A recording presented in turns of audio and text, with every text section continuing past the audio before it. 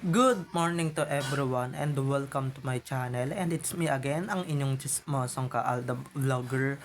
Gusto ko munang magpasalamat sa inyong lahat sa mga walang sawa na tumatangkilik, nanonood, sumusuport at sumusubaybay ng mga content ko here on my YouTube channel.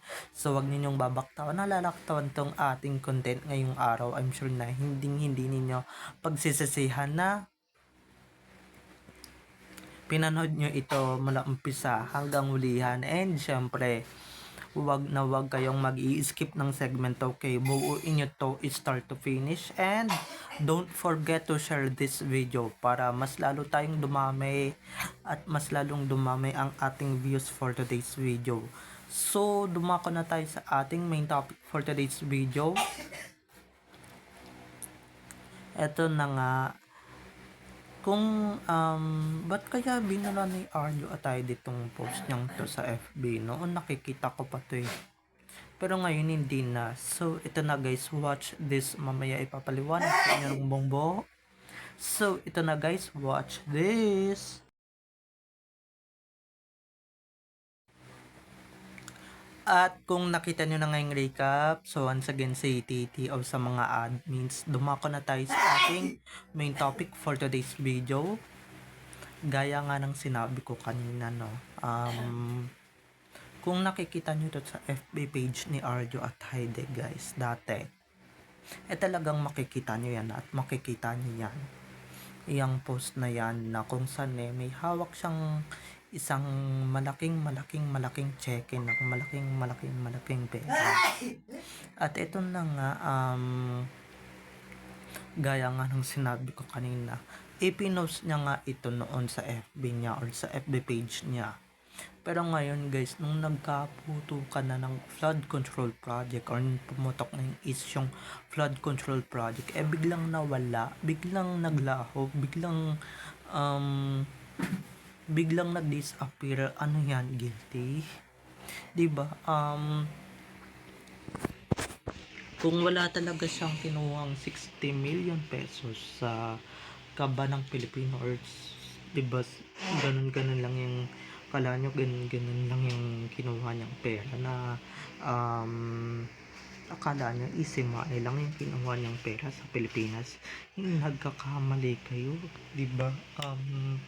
Nagkakamali kayo dahil yung kinuha niya sa Pilipinas hindi talaga basta-basta ma-earn lang talaga, kundi pinaghirapan talaga ng mga kababayan natin, diba? Nagkakanda ko ba ako ba sa pagtatrabaho tapos nanakawan din pala ng mga pesting politiko na yan?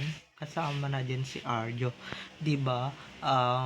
Kung napapansin nyo dyan sa picture na yan or sa photo na yan, talagang nagmamalaki pa talaga yan si Arjo, or talagang ngiting tagumpay pa yan, diba? Ngiting panalo pa yan eh, diba?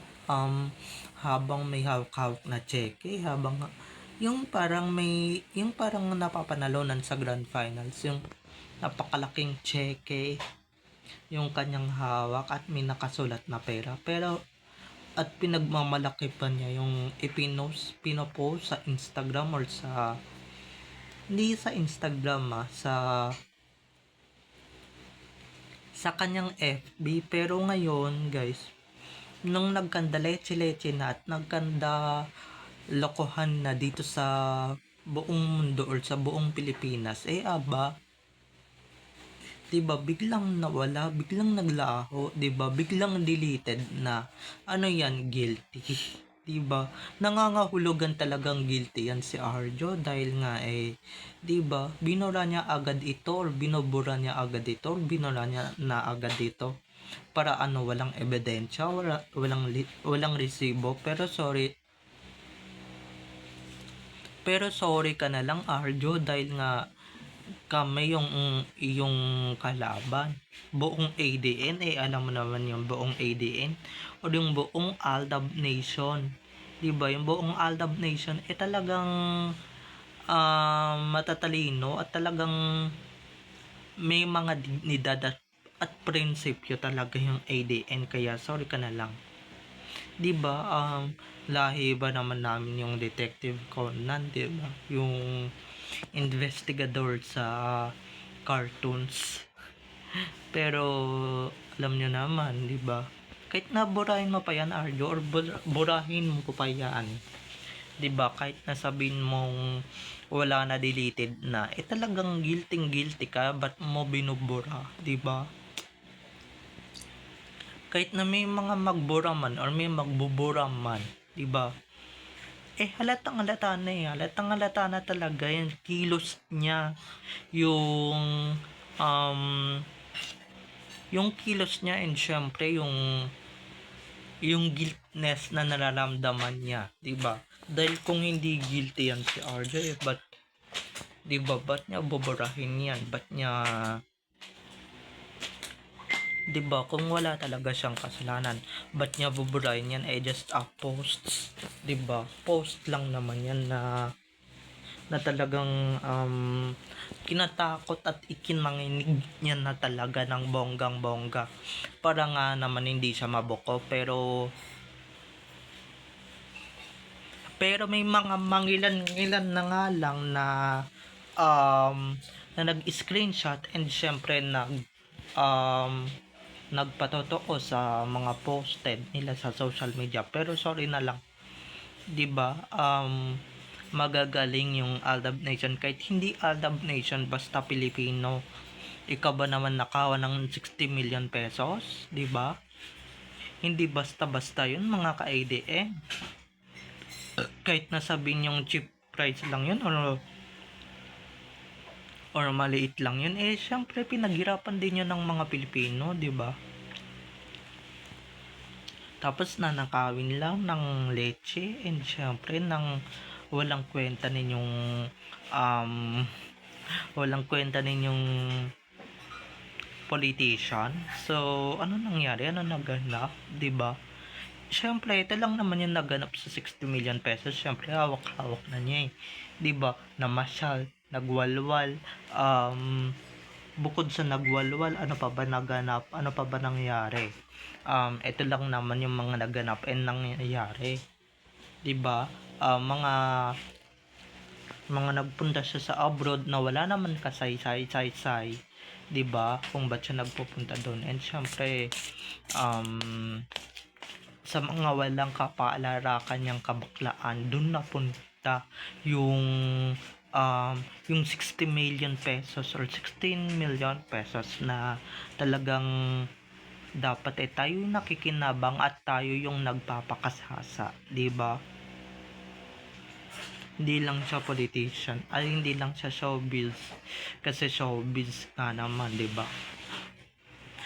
Eto nga naman, sinatotoong buhay na naman yung salitang showbiz, dahil napaka-peki niya talaga sa harap ng kanyang constituents. Pero yun naman pala, ninanakawan niya na talaga ang buong Pilipinas, ninanakawan niya na talaga ang buong mundo. 'Di ba? How pathetic they are, or you are, para to steal the money that we've earned, 'di ba? Wala kang karapatan, pero sorry ka na lang, 'di ba? Halatang guilty yan, kasi nga nagbubura ng mga post. Dati naman, 'di ba, kahit nasabi ninyong edited lang yung mga pinopost niya about sa kanila na main, 'di ba? Hindi niya binubura, kasi pinapanindigan niya na talagang edited lang talaga yung nagaganap. And syempre yung mga nangyayari. Pero itong nung nagkaroon ng flood control project or ng flood control, 'di ba, nung pumutok, and syempre nadawit yung pangalan niya. Syempre yung mga ganitong posts, talagang binubura niya, and syempre buburahin niya talaga, 'di ba? Buburahin niya talaga ng bonggang bongga, 'di ba? Syempre kahit naman ako yung nasa sitwasyon niya, and syempre kahit ako man yun nadawit, kahit pangalan ko man yun nadawit sa flood control project na yan, syempre buburahin ko na agad din yung mga post na yan. Pero guys, 'di ba? Kung hindi siya yung nandoon sa picture na yun, 'di ba? Or kung hindi niya talaga binura yung video na yun, ay yung picture na yun, ay talagang mapapasabi kang ay totoo nga pala yung sinabi nito ni Arjo, 'di ba? Na hindi siya magnanakaw, pero hindi eh, 'di ba? Binura mo talaga yung post na yun, at sana man lang, 'di ba? Sana man lang kung hindi ka nagbubura or hindi ka guilty, you defend yourself. At you said na this is not me, 'di ba? Edited lang 'to. Gaya nga naman ng sinasabi mo dun sa mga pa-interviews nyo na talagang may katotohanan talaga yung mga photos na edited ninyo, 'di ba? Ni Maine. So, or ni Clowney, whatever she is or he is, wala akong pakialam. Pero yun nga, mga ka-Alab Nation, 'di ba? Yung mga ganyan, palibhasa guilty sa mga ginagawa nila, kaya sila nagbubura ng mga post and syempre ng mga resibo at ebidensya sa mga kagaguhan and katarantaduhan na ginagawa nila. Pero sorry na lang kayo ha, sorry ka na lang. May mga ebidensya at resibo na kumalat na, and syempre may mga nakapag-screenshot na 'di ba? May mga matatalino na nga, and syempre um may mga utak na yung mga tao ngayon, hindi sila pinanganak kahapon para hindi sila makahalata ng issue ng buong Pilipinas at buong mundo. Okay? So, babay na mga ka-ADN. I love you all. Have a nice day. Pero eto, uubusin na natin tong natitira nating oras. Pero eto na nga, gaya nga ng sinasabi ko kanina, 'di ba? Yung Bagman na pelikula niya or yung Bagman na pelikula niya na may ibig sabihin na magnanakaw na lalaki or nambubulsa ng mga nambubulsang lalaki. Yun kasi yun magnanakaw na lalaki. Talagang isika na talagang itinutuko niya na talaga, isinabuhay niya na talaga yung karakter niyang yun, and syempre talagang yung ganap niya doon talagang walang iya, 'di ba? Talagang isinabuhay niya na, and ginawa niya ng real life. Talagang nagnakaw din naman siya dito sa Pilipinas, 'di ba? Tapos sasabihin ninyong hindi. Sino niloko ninyo, 'di ba? Sinong ginago ninyo? 'Di ba? Kaya kung hindi ka naniniwalang ninakawan tayo ni Arjo or ni Arjo at tayo din ang kaban natin na dapat tayo nagpapakasasa at tayo nagpapakahirap, wala na sa amin yung problema, 'di ba? Nasa sa inyo na. Palibasa kayo, hindi kayo Pilipino at hindi kayo naniniwala sa mga kung ano-ano man sinasabi namin. Okay?